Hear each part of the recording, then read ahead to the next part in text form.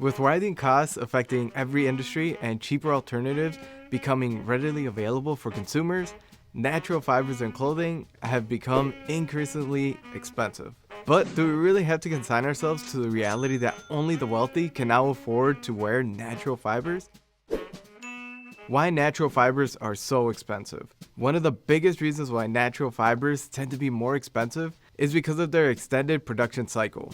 Almost all natural fibers have to be grown or raised in some way, and that growing process often requires a particular climate, weather conditions, and similar other local factors, especially for materials of the highest quality. With Egyptian cotton, Irish linen, and Scottish tweed being some of the more famous examples. Not unlike how Wisconsin is known for cheese. Sourcing these sort of materials leads to a much more complicated chain in production, and thus also leads to much higher prices in labor and distribution. Often plants require extensive care and upkeep over a long period of time before they can be harvested, as resource and livestock needs to be cared for and fed for years during their lifespan. Even if an animal isn't harmed for their resources like a sheep with their wool, they still need extensive space to be grazed and to be protected from the elements or predators. And those sheep are only actively generating income after they've been sheared. And goods like leather have different grades behind them, even if the animal was perfectly healthy, since certain parts of the hide are more valuable than others for their durability and thickness. Leather can also be damaged during the lifetime of the harvested animal, like when bugs bite a cow's hide or crocodiles fighting with each other. Nature can be a scary place for natural materials. All this means that there are very limited supply for the highest quality of natural materials, which will be matched in their pricing. Add in that these materials have much more extensive regulations behind them and often come from areas where labor costs are much higher, and it makes sense why they are often labeled as luxurious, since everyone has to charge much higher prices from inception to retail in order to make a profit. Even if you're sourcing them from much more accessible regions where the end result is suboptimal, or using some of less desirable materials or fibers when creating clothing. This has led to manufacturers and designers alike seeking cheaper alternatives to meet the general demand for cheaper, less expensive items for fast fashion. Where clothing is seen as disposable and less demand and interest from the public is spent on investing into these more extensive production practices. Artificial materials usually can be made a lot faster through chemical processes and aren't as time consuming to harvest, making them a quick and cheap alternative. And we're now seeing more luxury brands intentionally marketing themselves as more valuable since they still source natural materials for their clothing, instead of it just being normal in the first place. The impact of alternatives. When natural fibers were the only option, production systems were incentivized to offer a variety of price points. So while there's different grades of natural materials, and all cottons, wools, and linens aren't created equal, these fibers were available in some form in basically every market, and carried the same basic qualities of either serving as an insulator for warmth or help to dispel heat to cool the wearer, depending on how it was woven and finished. Not all cotton could be Sea Island cotton, but all cotton had most of the fundamental qualities we associated with it. While there are remarkable advances being made in the world of synthetic fabrics, the leather alternatives available today are vastly superior to the pleather of 1980s, although they are not yet at a one-to-one replacement for natural fibers, and they simply can't mimic all of what natural fibers are capable of doing. For instance, while durable, synthetics also tend to be very insulating, making them feel stuffy and binding when worn. Synthetics also tend to be overall worse for the environment because their manufacturing processes relies heavily on carbon-emitting production methods, and the finished products usually aren't biodegradable, adding to landfill waste. But they're far easier and cheaper to manufacture en masse, allowing companies to offer all kinds of clothing and accessories that were formerly unattainable at rock-bottom prices, which is very attractive to many markets and demographics. making it far more profitable and accessible for companies looking to maximize their earnings to incorporate these practices. The elitism of natural materials. Because of how luxury fibers have been presented in the market, especially when compared to synthetics, there's now a perception that only connoisseurs and elites are interested in natural fibers. Some brands like Loro Piana and Patagonia look to add a feeling of exclusiveness to their product while also putting a lot of pride behind how the materials are sourced, and will price in an additional markup on top of the basic cost of sourcing natural fibers in order to make natural fibers even more inaccessible, basically adding artificial scarcity to a natural fiber. So there's an implicit or sometimes even explicit idea with these brands that everyone else can settle for synthetics while they get to hoard exceptional natural fibers for themselves, turning natural fibers into an exclusive club. Do I look like I'm in a secret society with my outfit? Let me know in the comments. For my outfit today, I am wearing a double-breasted light gray flannel suit. This is in natural fibers, and again, I'm not in some high society or anything like that. Under that, I am wearing an Oxford button-down collared light blue shirt as well. For my pocket square, I decided to wear this Fort Belvedere light blue with some paisley and yellow.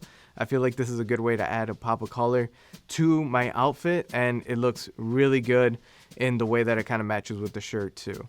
And for my shoes, I decided to wear a light brown suede tassel loafer. On my wrist, I am wearing a Timex Waterbury automatic watch with a brown leather band. For my fragrance today, I am wearing blue suede shoes from the Roberto Ugolini collection. For this fragrance, as well as this pocket square and other menswear accessories, make sure to check out the Fort Belvedere shop. While advertisers frame natural fibers in one way, namely being intended for elites, being a scarce and valuable resource, and being exclusive, a different approach is usually taken to synthetics to make them appear just as appealing in other ways. The fact that synthetic materials had to be artificially made is emphasized as a good thing. They argue it means that these fabrics can be designed or engineered to have particular exceptional qualities. We're thinking here of things like being water resistant, easy to clean, or moisture wicking, although many of these concepts are just marketing gimmicks. There's also an emphasis placed on how artificial fibers are actually better for the environment because they don't explicitly harm animals or require no arable land for production, or because they recycle other materials such as yarn made from old plastic bottles. Now, we're entirely in favor of recycling and think that there are some products that will function just fine made from plastic. We just don't think that suits are one of them. Ultimately, this suit is made from recycled plastic is just a more eco-friendly way of saying that this suit is made from plastic. And as previously mentioned, synthetic materials can also have a massive impact on the environment. Finally, the very fact that synthetics are cheaper is held up as a selling point. Why settle for one 100% cotton dress shirt when you could get 3 synthetic ones? Consumers are encouraged to buy more clothes with an emphasis on quantity and not quality, perpetuating the destructive cycle of fast fashion. So,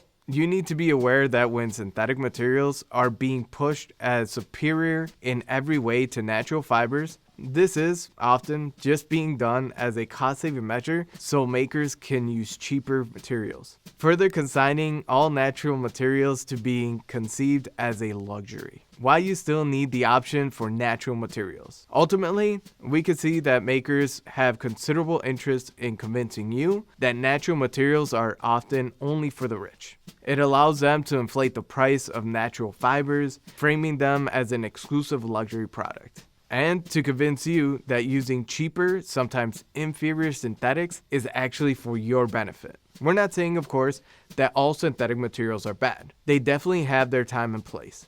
After all, it wouldn't make sense to wear a cashmere sweater to the gym, right? And some fabrics like rayon work well as casual summer sports shirts, as they were often used during the golden age of menswear. But don't believe natural fibers are only for the wealthy and don't have any real beneficial qualities. In many cases, investing in natural fibers is worth it if you want your clothes to last longer, be more comfortable, and drape better. Yes, they're more expensive, and it can feel wasteful to spend $150 on a shirt when one that looks similar can be had for $30. But quality and true value has always had a cost. Even during the golden age of menswear, clothing still was not cheap. Don't let the $15 through $50 suit prices in the 1930s fool you. With inflation, that would still roughly be around $300 to $1,000 in today's money. Accordingly, it was far more common for an average man to only have around 2 or 3 suits with a couple odd jackets and trousers and maybe a tuxedo on hand in this time period. Meaning most men then did more with less and had much smaller closets than what many contemporary men have today.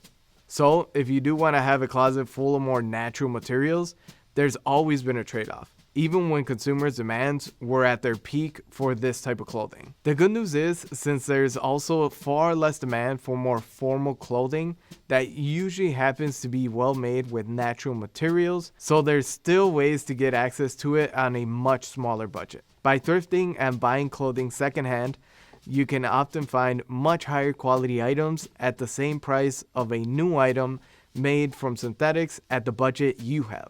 You just have to know where to look and be willing to spend the time digging for those diamonds in the rough. Luckily, we have several guides on how you can do this. While increasingly expensive, natural materials are not, nor should they be, the exclusive domain of the wealthy. We don't expect everyone to be in cashmere, silk, and super 180s fabrics all the time. Natural fibers can be had at all price points, and while it's getting harder to find brands that still offer quality goods at cost-friendly prices, they're still out there, and it just takes a little more effort to find them. What's your thoughts on natural fibers becoming seen as a luxury item in their own right? Let us know in the comments.